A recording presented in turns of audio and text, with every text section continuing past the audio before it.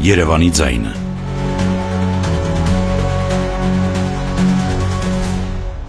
Միացյալ Նահանգների կառավարության աշխատանքների դադարեցման շատդաունի ֆոնին կոնգրես է ներկայացվել մի օրինագիծ, որը Թրամփի հովանու ներքո Հայաստանի եւ Ադրբեջանի միջև օգոստոսի 8-ին նախաստորագրված համաձայնագրի դրամաբանական շարունակությունն է։ Եթե օրինագիծը ընդունվի, կոնգրեսը լիազորություն կստանա պատժամիջոցներ կիրառել Բաքվի դեմ, բայց դրանց ուժի մեջ մտնելը մնում է Միացյալ Նահանգների նախագահի հայեցողությանը։ Օրինագիծն իրավական գործիք է, որին նախագահ Թրամփը կկարողանա դիմել այն դեպքում, եթե Հարավային Կովկասում իր հաստատած փխրուն խաղաղությունը հետընթաց ապրի։ Օրինագծի համահեղինակ Նևադայի համալսարանի քաղաքագիտության պրոֆեսոր Ներսես Կոպալյանը զրուցել է Երևանի ձայնի հետ, դիմակայելով օրինագծի դեմ ուղղված կոշտ քննադատությանը։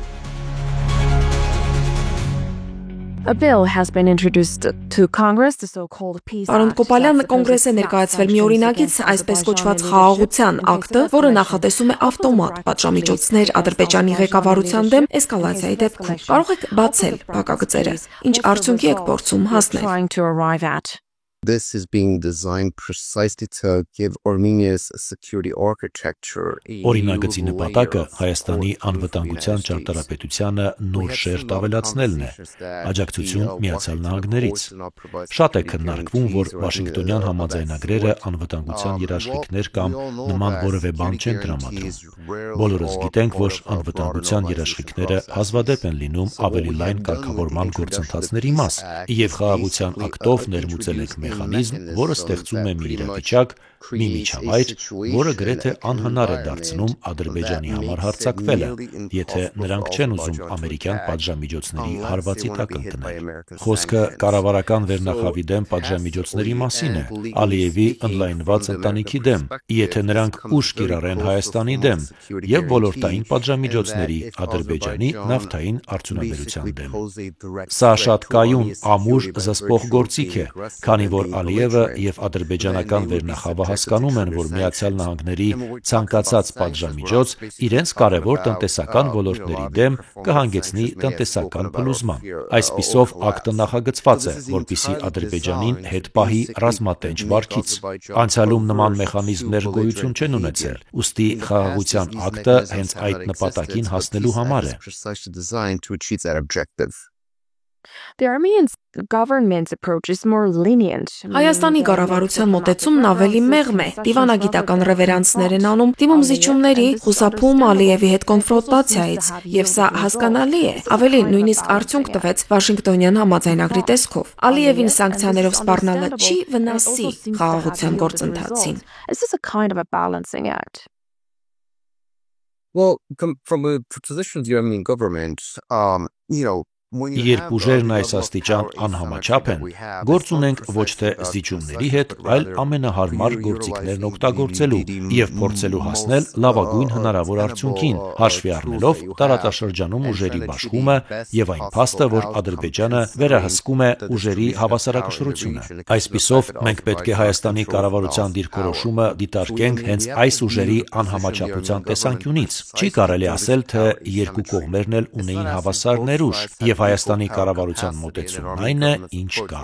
Երբ գործում ենք որպես գիշատիչ հարևաններով շրջապատված փոքր պետություն, որպես անվտանգության երկընտրանքով պետություն, գործողությունների տարբերակները սահմանափակ են։ Եվ այս սահմանափակ գործիքակազմի շրջանակներում փորձում ես զբաղեցնել մի դիրք, որն առավելագույնի է հասցնում ձերունակությունները, անվտանգությունն ու ինքնիշխանությունը։ Եվ սա է եղել Հայաստանի կառավարության մոտեցումը։ Այս գործիքը խաղաղության ակտը նպաստում է փոքր Հայաստանի իր ինքնիշխանությունը պահպանելու կարողությանը։ Հայաստանի կառավարությունը պետք է ավելի հավասարակշռված մոտեցում ցուցաբերի, ինչպես նշեցինք, բայց սա օրենսդրություն է, որը ներկայացրել է ամերիկյան կոնգրեսը, որը նպաստում է ամերիկյան շահերին եւ համապատասխանում է այն ներդրումներին, որոնք Միացյալ Նահանգները կատարում է Հարավային Կովկասում։ Միացյալ Նահանգները շատ հստակ ցույց է տվել, որ կայուն Հարավային Կովկաս է ուզում։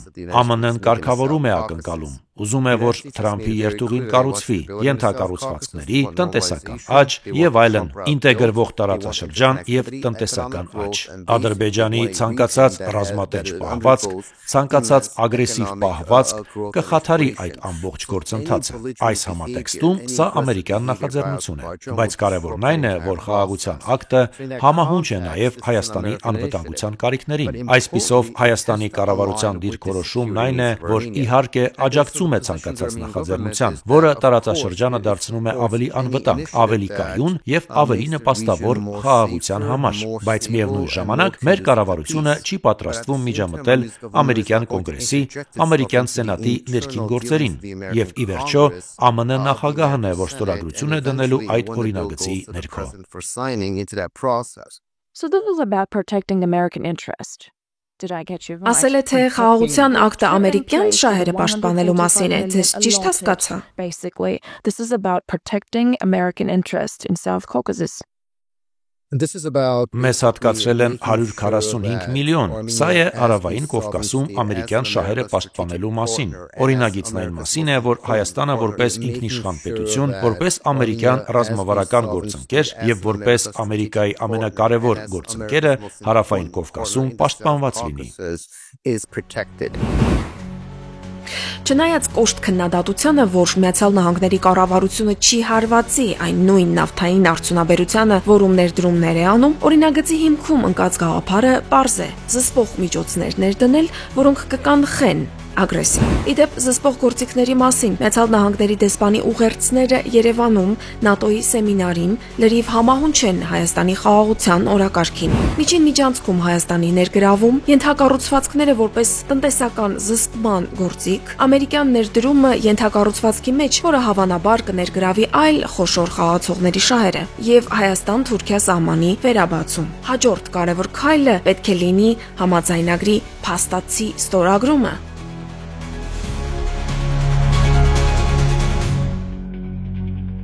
Խնդիրն այն է, որ անցյալում ցավոք հայկական լոբիստական կազմակերպությունները զբաղվել են ձևական գործունեությամբ եւ հիմնականում ներկայացրել օրինագծեր առանց պետդեպարտամենտի հետ աշխատելու, առանց վարչակազմի հետ աշխատելու եւ առանց կոնգրեսում բավարար ձայներ ապահովելու, որպիսի օրինագիծն ընդունվի։ Խաղաղության ակտի առանձնահատկությունն այն է, որ մենք լայնորեն աշխատել ենք Թրամփի վարչակազմի հետ, հասկանալով, որ խաղաղության ակտը համահունչ է ամերիկյան շահերին, եւ հենց այդ պոստուլատի վրա, հենց այդ հասկացողության վրա է հիմնված, որ մենք շատ հույս ունենք, որ այն կընդունվի, քանի որ նախագծված է ոչ միայն PR նպատակներով, այլ ռազմավարական առումով նախատեսված է երկու երկրների շահերն ամրապնդելու համար։ Եվ կարևոր է նշել այստեղ, որ այս օրինագիծը երկկուսակցական աջակցություն ունի։ Քաղաքականացված օրինագիծ չէ, անկախ նրանից դուք հանրապետական եք թե դեմոկրատ, հասկանում եք, որ այս օրինագիծը բխում է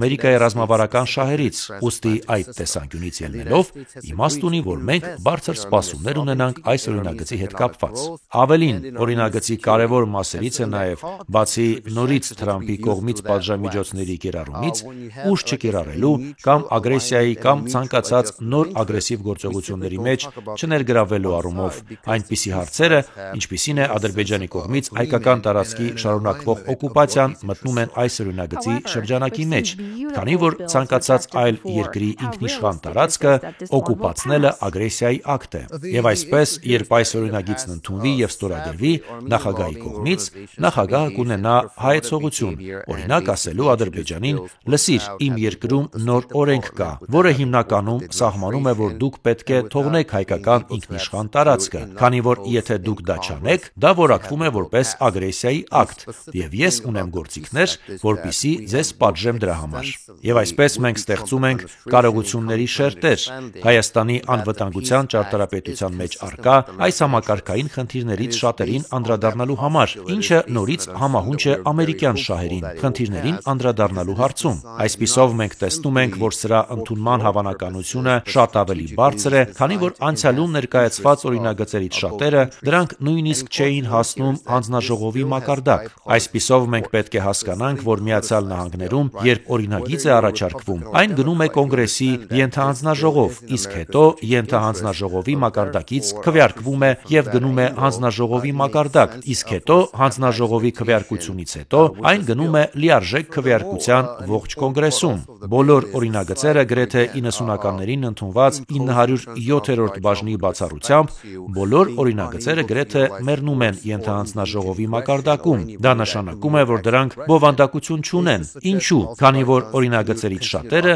նախագծված էին հիմնականում սփյուռքի տեսանկյունից, առանց պատշաճ կերպով անդրադառնալու, թե որոնք էին Ամերիկայի ռազմավարական շահերը, քանի որ ԱՄՆ կոնգրեսը չի ընդունի մի օրինագիծ, որը որևէ կերպ համահունչ չէ Ամերիկայի ռազմավարական շահերին։ Այսպիսով, այնինչ մենք արեցինք խաղաղության ակտի հետ, հենց Հայաստանի շահերը Միացյալ Նահանգների շահերին համահունչ դարձնելն էր, եւ հետեւաբար այս օրինագծի ընդունման հավանականությունը շատ ավելի բարձր է, քանի որ բովանդակային է, ունի պետդեպարտամենտի ներդրումը, այն նախագծված է Վաշինգտոնյան համաձայնագրերն ամրապնդելու համար, այն նախագծված է Միացյալ Նահանգներին լրացուցիչ գործիքներ եւ միջոցներ տալու համար, ապահովելու, որ մեծ քանակությամբ ներդրումները, որոնք կկատարվեն Հայաստանում, Հարավային Կովկասում, պաշտպանված լինեն ցանկացած ագրեսիայից, ցանկացած դերակատարների կողմից։ Would you say that passing this bill Մենք տեսել ենք, թե ինչպես են հրաշալի օրինագծեր մերժվել նախկինում, որքանով է իրատեսական, որ այս մեկը կընդունվի։ Կարող ենք ասել, որ այս օրինագծի ընդունումը կլինի օգոստոսի 8-ի համաձայնագրի տրամաբանական շարունակությունը եւ ցույց կտա, թե որքանով է Միացյալ Նահանգները եւ Միացյալ Նահանգների օրենսդիրները հանձնառու խաղաղություն բերելու Հարավային Կովկաս, որ սա հենց այն զսպող մեխանիզմն է, որը բացակայում է օգոստոսի 8-ին ստորագրված համաձայնագրում։ in the agreement signed? That is precisely the point. And no normalization process, no joint declaration. Հենց դա է որ կա, թեև կարգավորման գործընթացը համատեղ հայտարարությունը ինքնին չի կարող զսպման մեխանիզմ պարունակել։ Եթե Ադրբեջանը խախտի օգոստոսի 8-ին ստորագրված համատեղ հայտարարության պայմանները, Միացյալ Նահանգները այժմ կունենա գործիքակազմ անմիջապես պատժամիջոցներ կիրառելու համար։